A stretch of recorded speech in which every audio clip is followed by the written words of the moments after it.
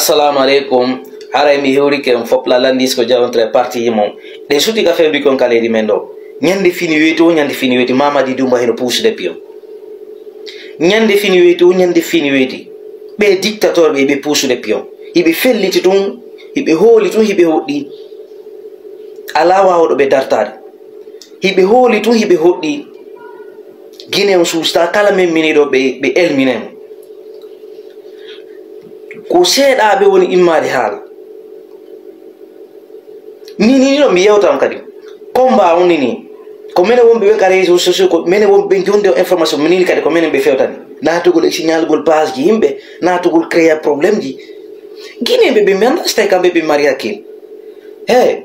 ko jeeda ko ma dartan da ko jeeda ko ka fewndi den do hakkuno mo Allah ko fewndi den da kaledi men do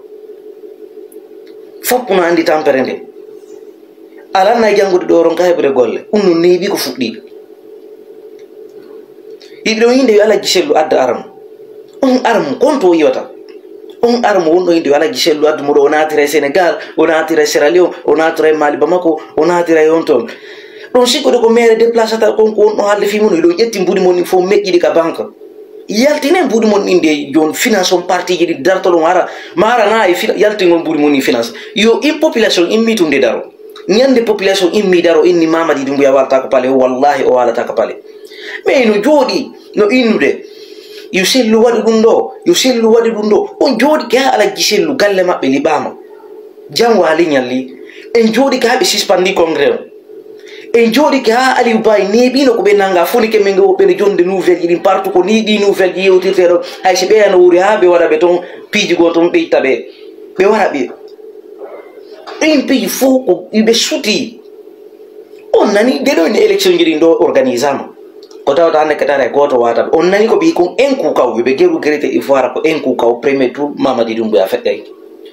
en nani su yi su ka be wona be formé de que nous sommes formés pour tuer wo be formama fi wargol on no joro to den no inno yala giseblan hande hay ko mariage on da wadde sa déplacer cameraman jo ayo bay mo cogu ko wadi ta ko filmage ka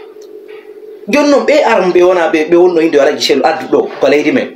ko fandi o yo bay armu jugoto kala edu mannamo si tay on tigir maaje der mun kadi fami makon kadi ko jettete dum sar on mi anda si tay don wat jodi hakilimu ko mi addu armu me wara Guinée fo ko Guinée doa imago dartano ko jeko parce que so nani lamu so nani hande parti politique ko yirtisi CNRD wona be parti politique wona be parti politique hande wona be parti politique jango be ko dictateur be ko waro be ko yibbobe yigani be arno be inni be foppindina Guinée fop hande na dum fewndi kaledi men o yi abe mi yewton do be fulbe wona be wade premier ministre porte parole du gouvernement be wonbe sanzu de kanji ha to mim yewta fi be ko wadi ben no be utiliser be on ha o saydo feddo o sey o fewndo ko feydo do o situation mo fewndo do be utiliser on bawure e Ousmane Gawale ha o situation mo CNRD satteninde be mardo ni haari do yawtana be ñande di do yawtani be o billahi be tay premier ministre pullo be tay be fop mabbe ko cadre be tay be fop mabbe on retene dum ko hore mo mi hidanta goddo ko mi hidanale ko hore mi hidanta hore ko mi ron katama ko hidande ande ko page jame ni be woni hay arande ni menen ko mi wombe ko combattre de Guinée ala combattre de menen wombe be wadde di video ataka be yewta jonna information ni dum ko wombe ko mettude dum ko wombe ko sunnude ko menen won ko wadde dum ko mi won ko combattre men dartano fi leydi no pour Guinée wombe be kanda leydi ton et pourtant menen hara na ko de leydi ton me be namen kadi menen kadi men arto ko faade rakkilo kana faade rakkilo e jogiti do ko ma i moden dartan ko jeden ko très bientôt ni kadi mi yewtendo ko guerre mondiale ko guerre civile et militaire on arde wonde ko leydi kadi ande mi répéta na on guerre wondo wadde kaledi men ko billahi wallahi ko Allah wala non toni an non fala do kala welu fala do kala e metu onon wonbe be patron be jogiti be buri jogite buri mon ni payo maya yake on do jogite dedi ko minen andi do menen nyande o nyande meden andi me wada yeru ko me way ko wata habboro goddo fi wata habboro goddo ko wawla ko anduda ko da wawa lero ta habboro dum goddo